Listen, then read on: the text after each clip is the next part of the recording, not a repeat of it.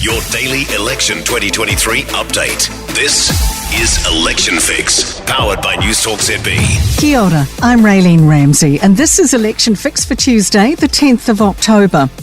Today, political editor Jason Walls talks us through the worst media stand-up he thinks he's ever seen.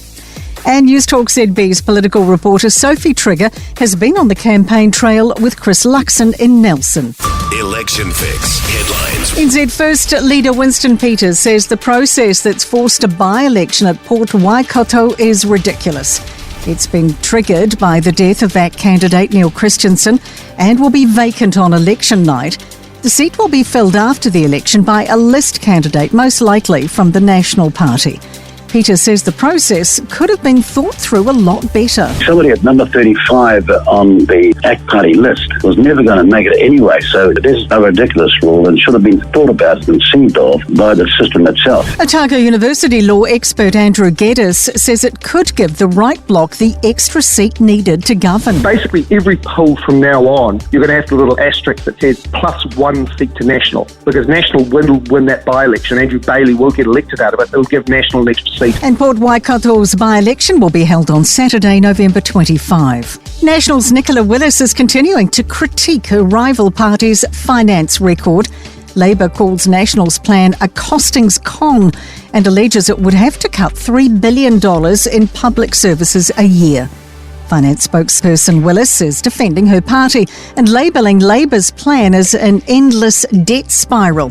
She also took a swipe at Labour's Grant Robertson. Here's a man who first ran out of other people's money to spend. Now he's run out of ideas, and all he's got left of is attacking us. Come Saturday, he will have run out of time. The Opportunities Party leader is confident in his chances of winning the hotly contested Christchurch seat of Ilam.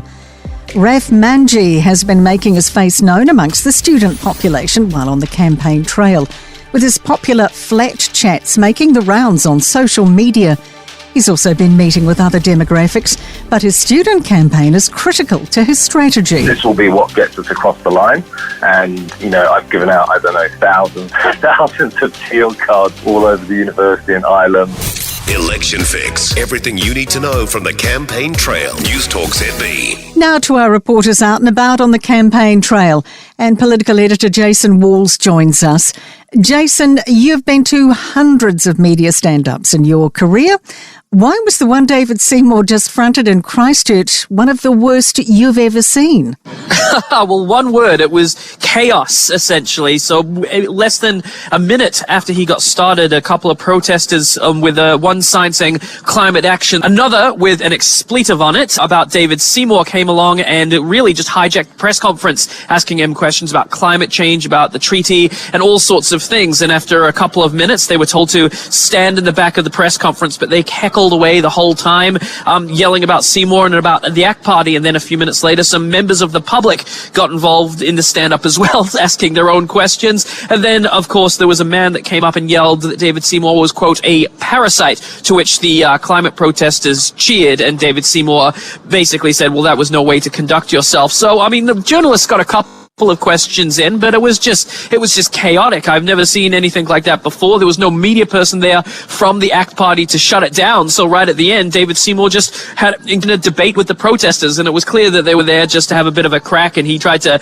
engage them in conversation and asked if they'd read various reports, to which they sheepishly said that they had not. So afterwards, we went to talk to the protesters who, surprise, surprise, didn't want to be named, just said that they were there protesting climate action. But it was I think a lot of it would be funny if it wasn't for the question, for somebody calling him a parasite, which I think probably crossed the line a little bit. But as far as the stand-ups that I've been to in my life, that was definitely one of the most eventful. So, Jason, what are you expecting from tonight's debate?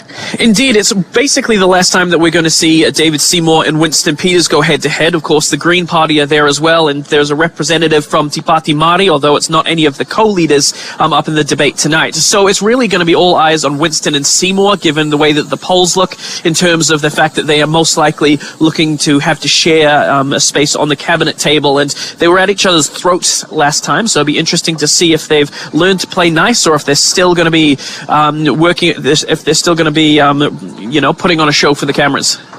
Well, here's hoping. Jason, thank you very much.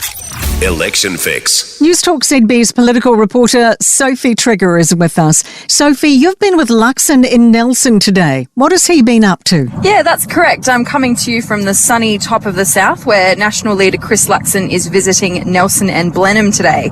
So we've spent the morning in Nelson, first at a local dairy that was actually ram raided about 2 weeks ago and still has the wood in place as a temporary door out the front. I had a bit of a chat with the shop owners who were understandably really anxious and fearful to be in the store now.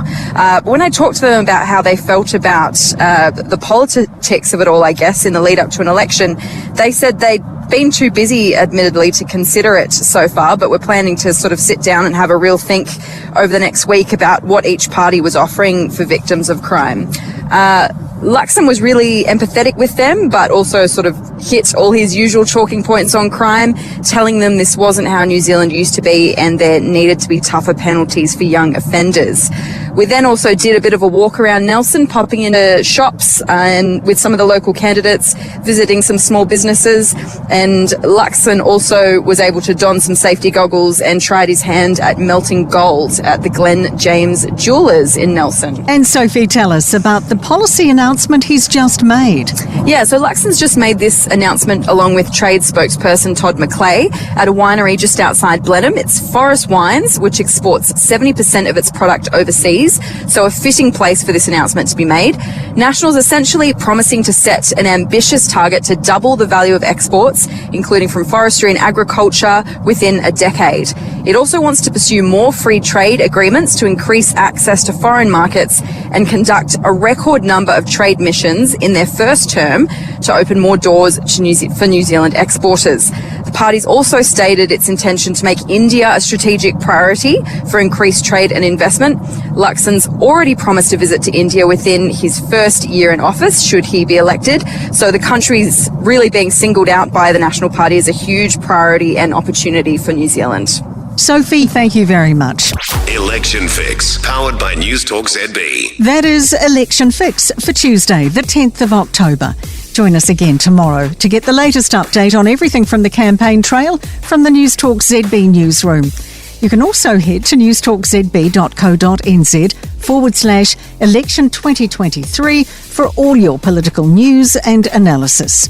I'm Raylene Ramsay. We'll see you again tomorrow.